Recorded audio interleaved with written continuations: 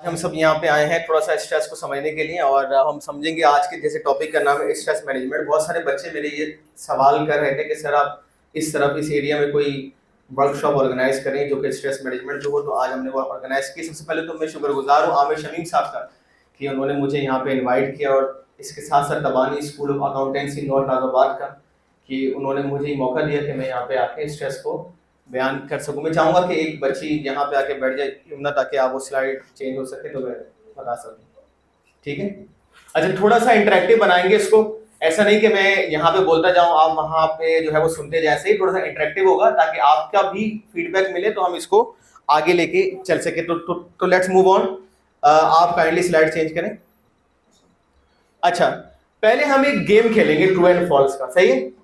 मैं एक सवाल पूछूंगा और आपने बताना है कि ये ट्रू है या फॉल्स है। ये सबने मिलके बताना है ताकि थोड़ी सी आवाज भी आए, थोड़ी सी एनर्जी भी आए, और उसके बाद हम ये स्ट्रेस मैनेजमेंट की वर्कशॉप को या सेशन को आगे लेके चले, सही है ना। तो move on to the first question. अच्छा, पहला सवाल है, आपको बताना है ट्रू एंड फॉल्स, ठीक है। Stress is the number one health concern among the high school study. High school का मतलब होता है कि स्कूल के बाद, यानी कि इंटर में, यूनिवर्सिटी में। तो आप सब मिलके बताएं, क्या ये आपको लगता है कि स्ट्रेस जो है ये नंबर वन हेल्थ का कंसर्न है हाई स्कूल में? बताएं ट्रू एंड फॉल्स। ट्रू, ठीक है। अब देखते हैं आपका सवाल बिल्कुल सही है, तो मैं चाहूंगा एक दफा अपने लिए जो है वो ताली बजाएं ताकि थोड़ी सी एनर्जी आए। Thank you. अच्छा, तो move on to the next question. अगला सवाल, appetite changes are not a symptom of stress. इसका मतलब मैं समझा दूंगा आपको ना थोड़ा सा। इसका मतलब ये कि जब स्ट्रेस होता है तो भूख में कोई फर्क नहीं होता, मतलब जैसे इंसान खा रहा है वैसे खा रहा होता है। फॉल्स। तो देखते हैं, बिल्कुल। अच्छा, लेट्स मूव ऑन। अच्छा, अगला सिम्टम या अगला सवाल आपसे, depression and anxiety are link to the stress. क्या स्ट्रेस एक अलग चीज है या डिप्रेशन और एंजाइटी का जो हम सुनते हैं उसका इसमें कोई लिंक है? बताएं। तो बताएं ना, ट्रू और फॉल्स। ट्रू, ओके, बिल्कुल ट्रू। ठीक है, move on to the next question. अच्छा, 25% people having trouble sleeping because of stress. 25% लोग ऐसे हैं जिनको नींद में मसाइल है और उसकी वजह ऐसा लग रहा है कि स्ट्रेस है। तो ये ट्रू है फॉल्स? ट्रू। तो देखते हैं, बिल्कुल false. 48% of people have trouble sleeping due to stress. वो सवाल क्या था? मेरे ख्याल से सवाल हम समझ नहीं पाए। बैक करें। Have trouble sleeping because of stress. आगे चलें। अच्छा, बिल्कुल ये फॉल्स इसलिए है क्योंकि सिर्फ 25% नहीं है, तकरीबन 50% लोग हैं, मतलब आधे से ज्यादा।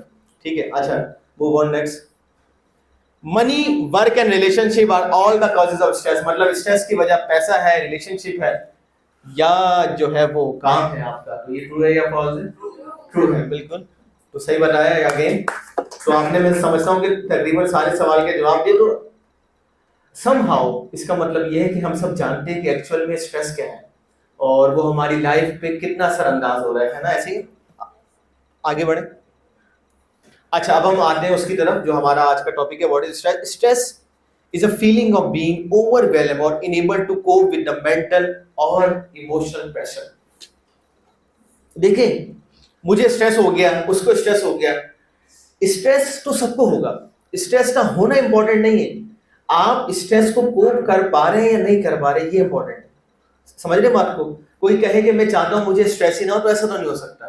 स्ट्रेस तो होगा, stress is a part of life, लेकिन हमें ये सीखना है कि how to cope with the stress.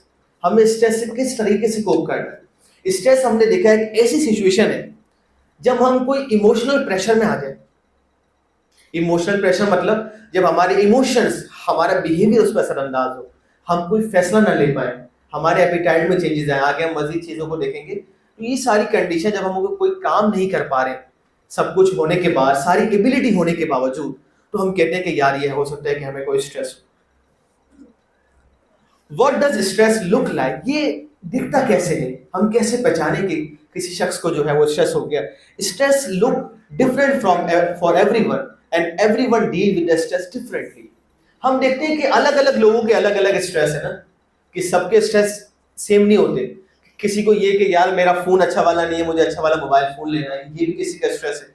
और किसी का स्ट्रेस ये कि मुझे जो है वो मकान बदलना है, मुझे मकान खरीदना। आप देखिए कितना पैसों का फर्क है, लेकिन उसके लिए वो बहुत बड़ा स्ट्रेस है, उसके लिए वो बहुत बड़ा स्ट्रेस है। किसी का स्ट्रेस ये है कि मुझे वक्त पे पहुंचना है, किसी का स्ट्रेस ये है कि मुझे कल सेमिनार में जाना और मेरे पास कोई भी न्यू ड्रेस नहीं है, ठीक है। तो there are many type of stress, लेकिन हर एक का स्ट्रेस अलग अलग है और सब लोग उसको डील अपने अपने अंदाज से किया करते हैं। बाद लोग ऐसे होते हैं जो स्ट्रेस की वजह से बिल्कुल जो है वो हिम्मत हार जाते हैं, कोई काम कर नहीं पाते, और बाद लोग जो है वो आसानी से कोप कर लेते हैं। नेक्स्ट करें, इमोशनल सिम्टम ऑफ स्ट्रेस। जब स्ट्रेस होगा तो इमोशनली क्या क्या सिम्टम्स हमारे पास आएंगे। सही, ये शराज ओपन कैमरा पे खोलना, अच्छा उस पर बन रही, ठीक। अच्छा, emotional symptom of stress, becoming easily frustrated. कोई यहाँ पे बताएगा कि फ्रस्ट्रेशन क्या होती है, what is we actually called frustration and what is the difference between stress and frustration. मैं आपको थोड़ा सा जो है वो बात समझा दूं। फ्रस्ट्रेशन एक ऐसी हालत का नाम है कि जब आप फुली प्रिपेयर्ड है कोई काम को करने के लिए, लेकिन वो हो नहीं पा रहा। मिसाल के तौर पे, अपने घर से आप टाइम पे निकले थे कि आपको सेमिनार में आना है, आप गाड़ी में बैठे, बाइक में बैठे, उसके बाद क्या हुआ कि बाइक या गाड़ी चलते चलते उसका टायर पंचर हो गया, और टायर पंचर भी ऐसे मकाम पे हुआ कि पंचर की दुकान थोड़ा दूर थी। अब क्या है कि आप में कोई कमी नहीं है, आप फुली प्रिपेयर्ड होकर निकले, ऑन टाइम निकले, लेकिन वो टायर पंचर की वजह से क्या हुआ कि आप लेट हो गए। अब क्या है, अभी ऐसी सिचुएशन है कि आप बाइक को छोड़ भी नहीं सकते और आप वक्त पे पहुंच भी नहीं पाते। तो इस टाइम जो हालत होगी ना, that is called a frustration, कि आप अंदर ही अंदर जो है अपने आप पे गुस्सा कर रहे होंगे कि मैं क्या करूं, मैं कुछ कर नहीं पा रहा। जब इंसान को लगे कि वो केज में बंद है, वो कुछ कर नहीं पा रहा। इसकी आपने बहुत सारी मिसालें देखी होंगी। आपने देखा होगा कि अक्सर लोग जो है वो ट्रैफिक जाम में फंस जाते हैं। ट्रैफिक जाम में आपको नजर आ रहा है कि यहां से आधे किलोमीटर तक बिल्कुल जैम पैक है, मतलब गाड़ी क्या, बाइक क्या, इंसान के चलने की भी जगह नहीं, लेकिन आप देख रहे हैं कि फिर भी लोग जो है वो हॉर्न बजा रहे हैं। मतलब हॉर्न तो वहां बजाया जाता है ना कि जब कोई आप गाड़ी चला रहे हैं, सामने कोई बंदा आ गया तो आप हॉर्न बजाते हैं, उसको अलर्ट करते हैं कि भाई सामने से हटो। अब जब पूरा जैम पैक है और वो हॉर्न बजा रहा है, वो देख रहा है कि आधे किलोमीटर तक कोई जगह नहीं, तो वो हॉर्न क्यों बजा रहा है? Because he is frustrated, that is called a frustration. सही, फ्रस्ट्रेशन का मतलब ये कि आपकी गलती नहीं है, आप तो फुली प्रिपेयर्ड है, लेकिन इन्वायरमेंटल चेंजेस की वजह से ये कुछ ऐसा हो गया है कि वो जो काम होना चाहिए वो काम जो है आपसे हो नहीं पा रहा। सही, that is called a frustration. एक और मैं एक दो फ्रस्ट्रेशन की आपको एग्जांपल दूं। अचानक रात को आपने कोई ठंडा पानी पी लिया, आपने बहुत तैयारी की और ऐसी तैयारी है कि जब आपने ऑडिशन दिया तो आपकी टीचर ने कहा कि बेटा तुमने ही फर्स्ट आना है स्पीच में, तुमने तो बहुत जबरदस्त स्पीच की, और कल प्रोग्राम है, आपने ठंडा पानी पिया और आपकी आवाज बढ़ गई। अब आप क्या करेंगे? अब आप अंदर ही अंदर जो है वो एंगर का शिकार, that is called a frustration. ठीक है, तो जब स्ट्रेस होगा, बिकमिंग इजीली फ्रस्ट्रेटेड, एजिटेटेड और मूडी, तो सबसे पहले जो सिम्टम आएगा वो ये होगा कि आप फ्रस्ट्रेटेड हो जाएंगे। मैंने आपको बताया कि फ्रस्ट्रेशन एक ऐसी हालत है कि आप कुछ नहीं कर पाते उसमें, आप अपने आप को बंधा हुआ महसूस करते हैं कि मैं सब कुछ करने के बाद भी मुझसे क्यों नहीं हो पा रहा। जैसे कि एक एथलीट है, उसने भागने की मैराथन में बहुत ज्यादा प्रैक्टिस की, कल उसको भागना था, उसकी रनिंग थी, और आज उसके पाँव में मोच आ गई, तो that is called a frustration. अब वो क्या करेंगे? इसका मतलब ये नहीं कि उसमें कोई कमी है, वो तो फुली प्रिपेयर्ड। एक तो वो शख्स है ना जिसे तैयारी नहीं की, इम्तिहान में गया और फेल हो गया, लेकिन ये वो शख्स नहीं, ये वो शख्स है जो फुली प्रिपेयर्ड है लेकिन फिर भी फ्रस्ट्रेटेड हो गया।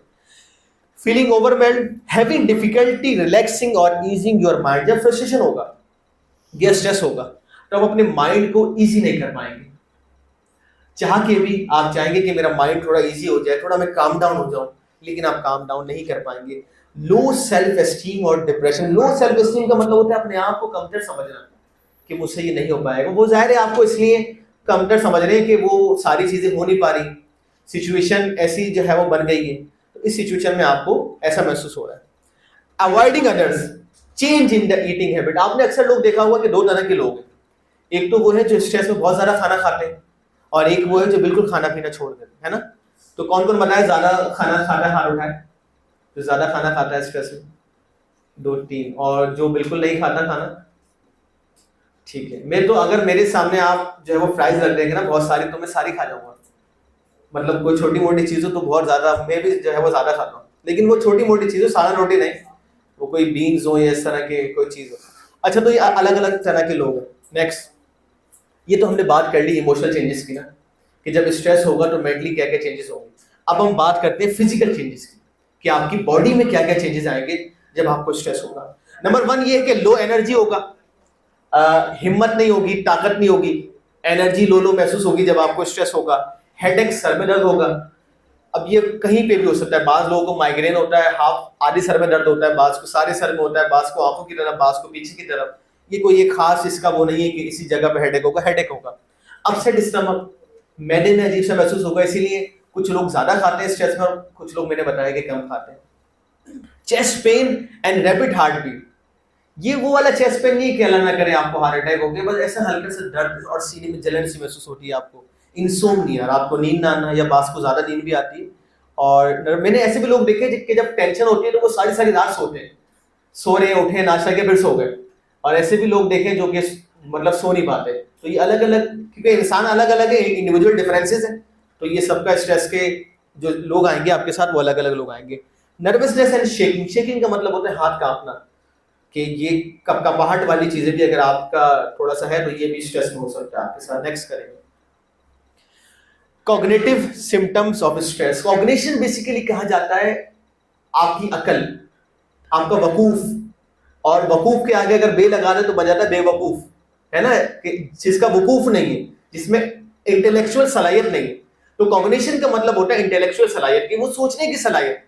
वो हमें एक साइकोलॉजी में अक्सर एक वो क्या करते हैं टेस्ट इंटेलिजेंस का, कि मैं अक्सर कहता हूं कि अगर मैंने आपको एक चाबियों का गुच्छा दे दिया और एक ताला है, मैं कहूंगा कि भाई आप ताला खोलें, तो दो तरह के लोग हैं। एक तो वो होंगे जो सारी चाबियों को लगाएंगे बारी बारी, और एक वो होगा जो पहले ताले को की शेप देखेगा कि इसमें कौन सी साइड की चाबी जाएगी, वो पहले उन चाबी को अलग करके लगाएगा। वो ऑब्वियसली 4-5 होंगे और वो जल्दी खोल देगा। तो ये कि उसने कैसे कोप किया, उसने कॉग्निशन का इस्तेमाल किया। हम देखते हैं कि बहुत सारे बच्चे हमारे पास आते हैं कि सर हमने फर्स्ट पोजीशन हासिल की, हमने गोल्ड मेडल हासिल किया, लेकिन वो प्रोफेशनल लाइफ में कुछ नहीं कर पाए। तो कॉग्निशन का मतलब है वो जो आपके इंटेलिजेंस है उसको इस्तेमाल करना। तो जहानत होना इंपॉर्टेंट नहीं है, या आपकी मेमोरी अच्छा होना जरूरी नहीं है, how you use the memory, तो that is called the cognition, कि आप उसको कैसे इस्तेमाल करते हैं। चीजें तो सारी हैं। अब आप देखें जैसे इन्होंने मुझे जो है वो गिलास में पानी दिया, सदियों से लोग जो है वो पानी फ्री में जो है वो पीते थे। एक शख्स आया, उसने पानी को प्लास्टिक की बोतल में डाला और जो है वो उसको बेचना शुरू हो गया और लोग खरीदना शुरू हो गए, और आज जो है वो पानी जो है बहुत अच्छे दाम में बिकता है। तो आप दे रहे, that is called the cognition, कि पानी तो सदियों से लोग फ्री पी रहे थे, और जब कोई कॉन्सेप्ट नहीं था कि भाई पानी को साफ करना है या फिल्टर करना है, पानी को बॉयल किया और पी लिया। लेकिन उसने जब कॉग्निशन दी, उसने अवेयरनेस पैदा की कि नहीं, पानी तो साफ भी होता है, गंदा भी होता है, आप उसको गंदा वो पिए। इसी तरह कहा जाता है कि हमारी खवातीन को ये जो कालेपन का एहसास है कि मेरी स्किन डल है, ये एहसास दिलाया है फेयर एंड लवली ने। उसने बताया है कि आपकी रंगत साफ नहीं है, आप फेयर एंड लवली लगाएं। तो it is called the cognition ना, कि एक चीज तो थी लेकिन उसने उसको यूज किया, कि हाउ यूज द थिंग, कि आप कैसे यूज करते हैं। ऐसे ही में जो है वो रिसर्च पढ़ रहा था, तो मैंने देखा कि एक बहुत बड़ी जूतों की जो है वो कंपनी थी। उन्होंने सोचा कि हम अपने जो काम है शूज का, हमारा बिजनेस है, उसको बढ़ाते हैं। तो उसने अपने मैनेजर को क्या किया कि एक दूसरे मुल्क भेजा कि आप जाओ उस मुल्क का सर्वे करो और सर्वे करके मुझे बताओ कि क्या हमारे जूते की वहां डिमांड है, वहां चलेंगे जूते। तो जब वो शख्स वहां गया और उसने सर्वे किया पूरे मुल्क का, तो वो आया और उसने बताया कि बॉस वहां पे कोई आपके जूतों की डिमांड नहीं। उसने बोला क्यों? बोला उस पूरे मुल्क में लोग जो है वो चप्पल पहनते हैं, जूता तो कोई पहनता ही नहीं। मैंने पूरे मुल्क का सर्वे किया। उसने बोला चलो सही है, बात आई गई हो गई।